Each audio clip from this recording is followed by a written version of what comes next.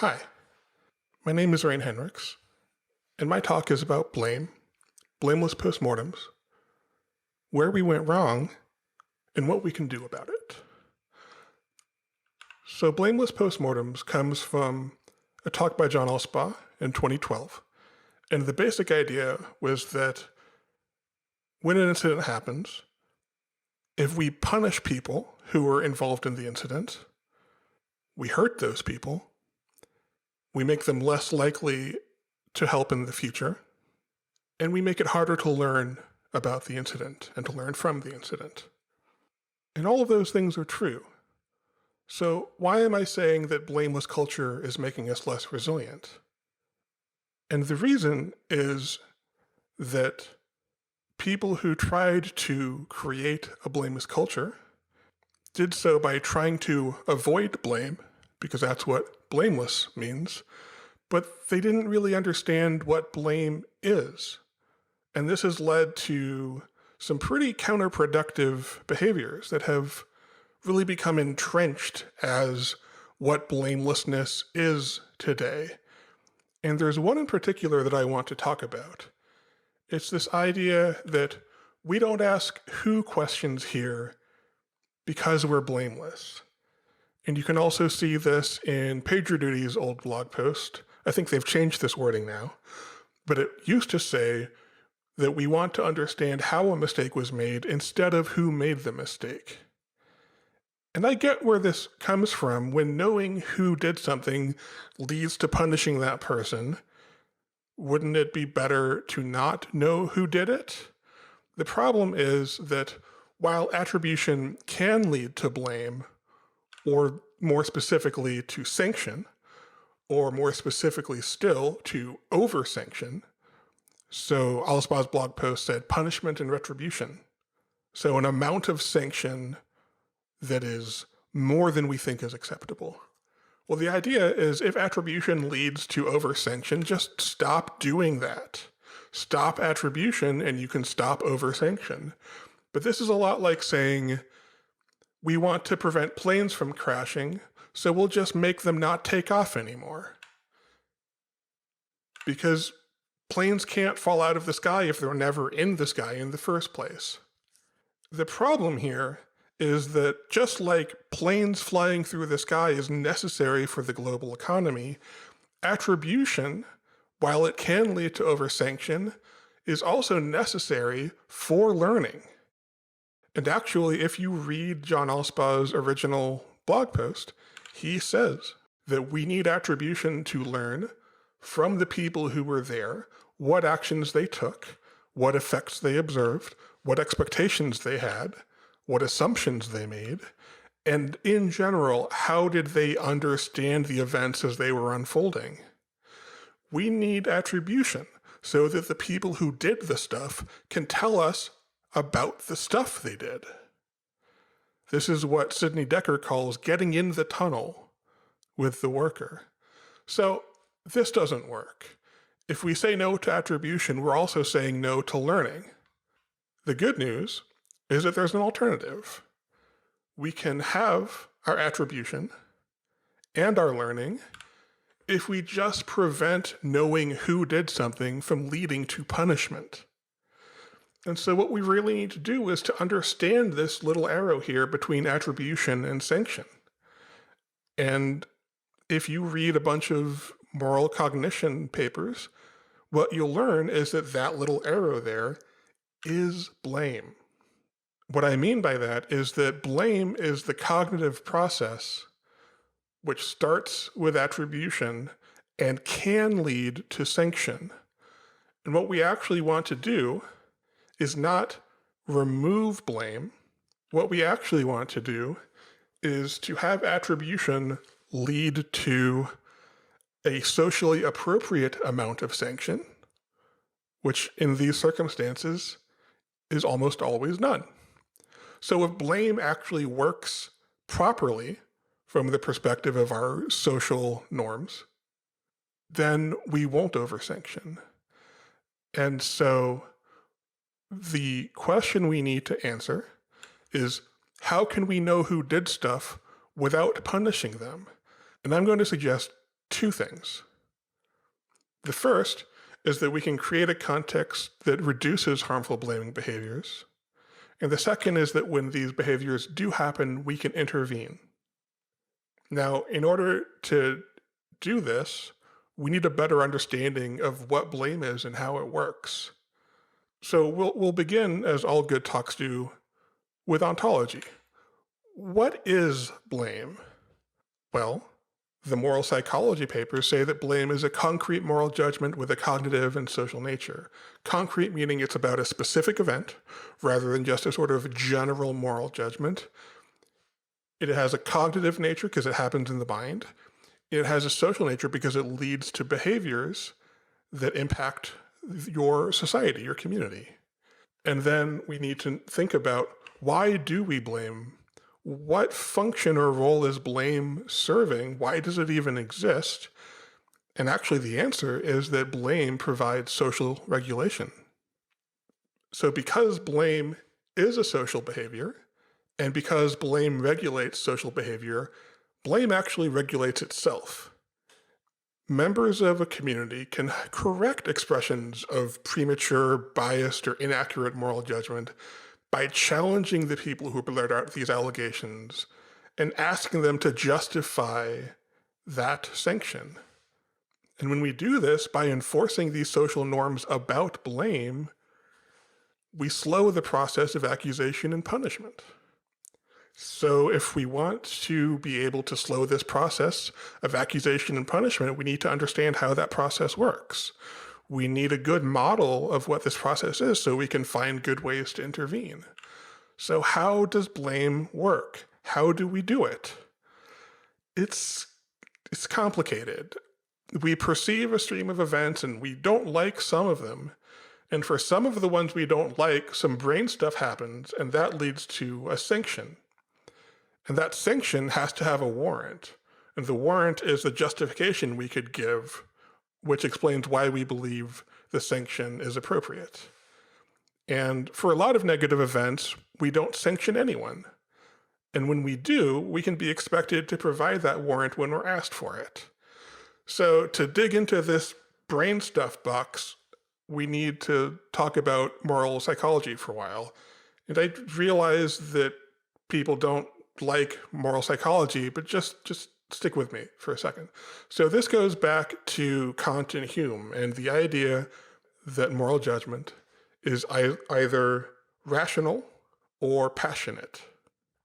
So the typical analytical model is the model from a theory of blame that is called the path model of blame. And this says that when a negative event happens, we start by asking whether it was a norm violation, because blame, sanctioning someone for something that didn't violate any social norms, is a category error. And then we ask, if it was a social norm violation, whether that person was the cause of that violation. And if they were, we ask, did they intend to violate that norm? And if they did, then we ask, do they have some justification for why they violated that social norm? And if the answer to all of these questions is yes, then we can be justified in applying some sanction. And at any point along this path, there's an off-ramp that leads to no sanctioning. The problem with this model is that it's wrong because brains don't work this way. In particular, brains don't work like flowcharts.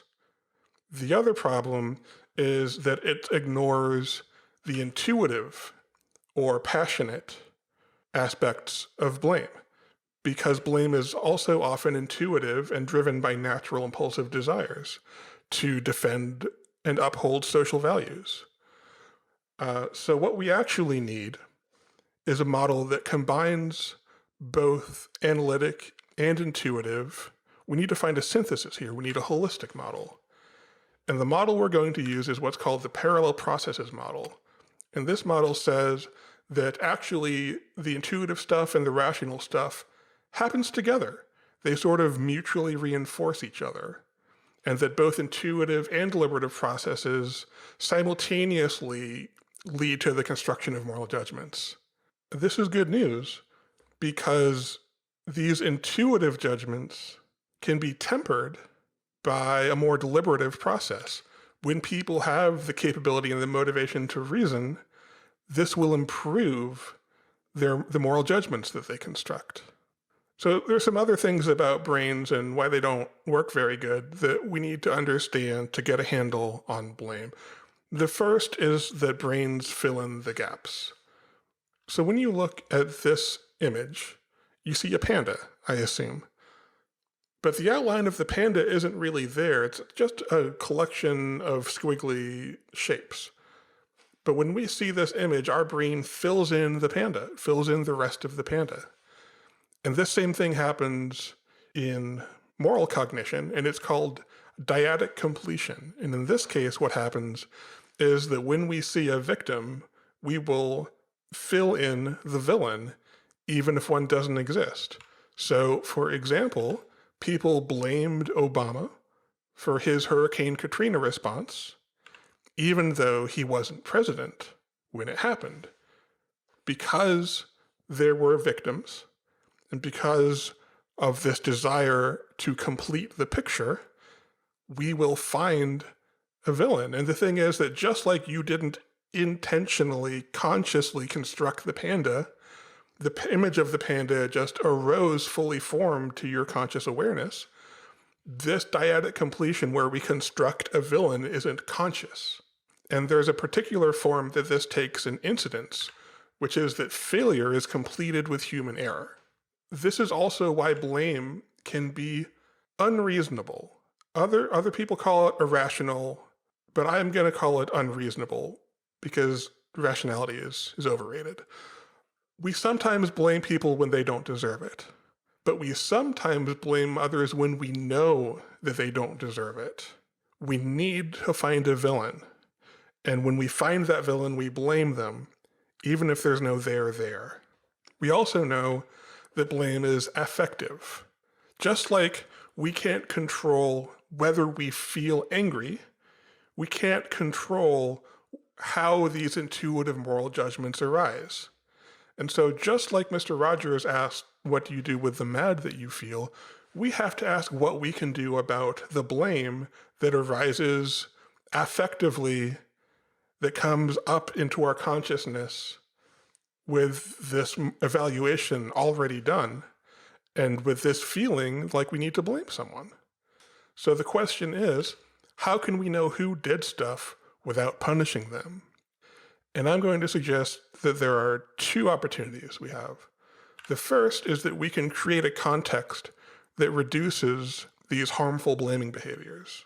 Herbert Simon had this wonderful parable or thought experiment. So this thought experiment is now called Simon's Ant. And the idea is this. If you trace the path that an ant takes through the jungle as it climbs over this log and around this puddle, and it goes to confer with its comrade and so on. And if you just plot that path in 3D space, but you remove the context of the jungle, the path will be nonsensical. You can't make sense of the way that ant behaved unless you know the context that ant was in when it was behaving. And so this is why one of Todd Conklin's 5 principles of human performance is that context drives behavior. So leaders and facilitators of postmortems have an opportunity here. By understanding how we get to destructive blame, we can create contexts where that's less likely to happen. And this is what the Agile Prime Directive does. It primes people to believe that everyone was doing the best job they could. And we know that immediately prior mental states have a huge influence on the moral judgments we construct. We also know that people with access to more cognitive resources make better moral judgments. This means how much stress are they under? How much pressure are they under? How exhausted are you at the end of the day? When we have more cognitive resources, we make better moral judgments. Our other opportunity is to intervene when these harmful blaming behaviors do happen. And one way we can intervene is by prompting people to recruit more deliberative cognitive processes. Since we know that people who engage in more deliberate moral judgments end up with better moral judgments, if we can get people to recruit these more deliberative processes, they won't punish people as much. And so this is why I mentioned the path model. Even though it's wrong, it's actually useful as a facilitation cheat sheet, because you can look at all of these steps as opportunities for people to recruit a cognitive process that will lead to them not over-sanctioning. So if we can ask questions that prompt people to think about causality and intentionality and what justifications they may have had for acting in the way they did, we can make punishment and retribution less likely.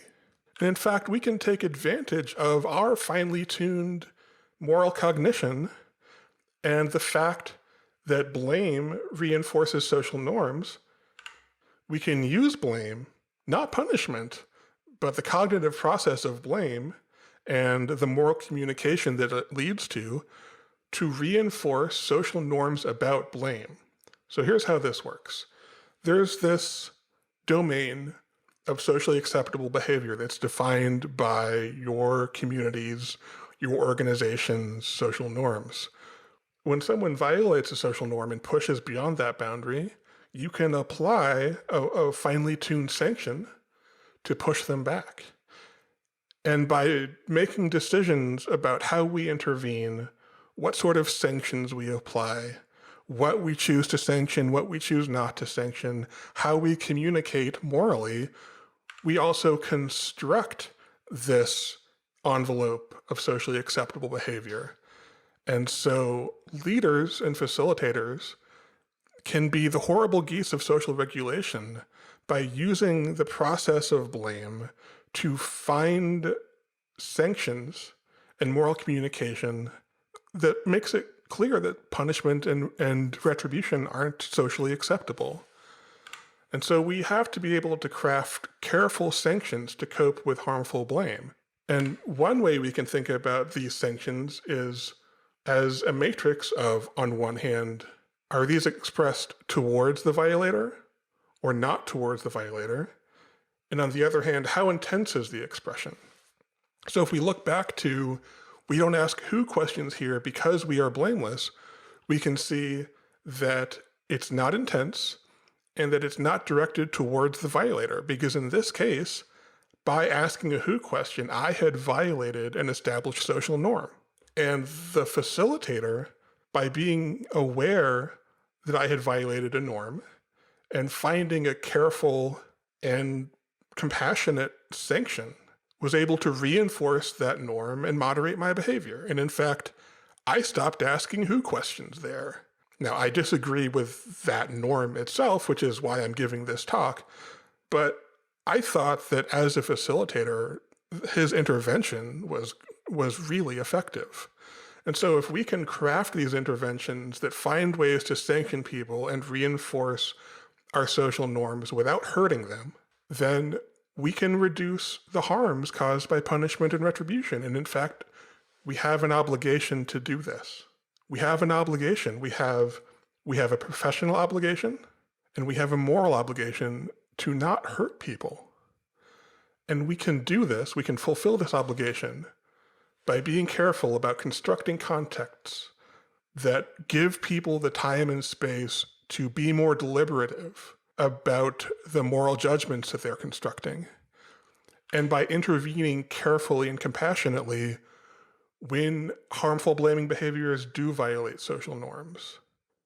So instead of trying to be blameless, we need to recognize that blame is natural, and we need to build a context in which people can ask who questions safely, and in which sanctions are deployed with care and empathy, both for our community and the people we sanction.